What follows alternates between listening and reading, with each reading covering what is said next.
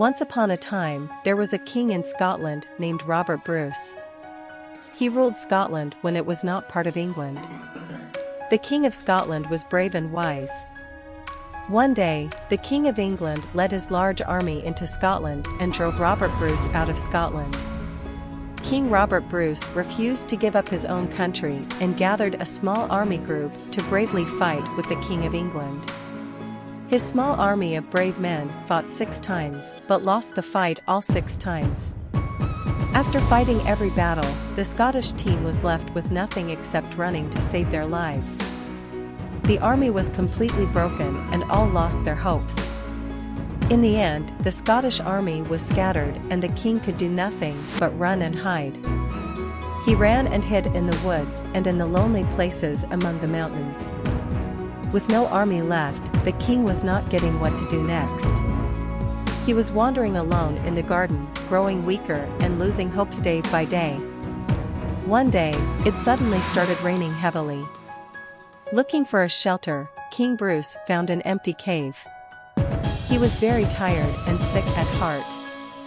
He thought not to try anything again. All is lost. As the king lay on the cold ground thinking to give up, he suddenly saw a spider spinning her web in the cave. The spider was trying hard to spin her thread from one end of the cave to another.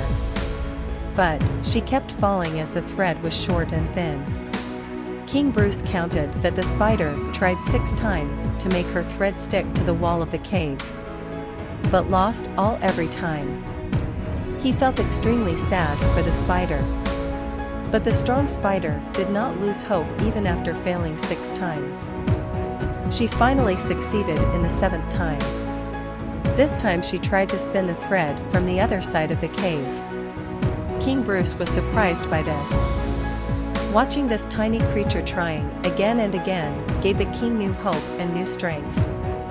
He cried and said, "If a little spider can bravely do it without losing hope, then I can also do it."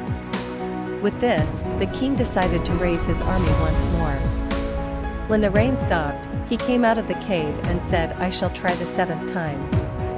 King Bruce again gathered all his soldiers and marched to the battlefield. He told them all his plans and asked them to bring more men for his army from his country. The faithful soldiers followed the king and brought back strong men for his army. Soon, there was an army of brave Scottish men around the king. Another battle was fought between Scotland and England. This time King Bruce of Scotland finally won the battle and got his kingdom back.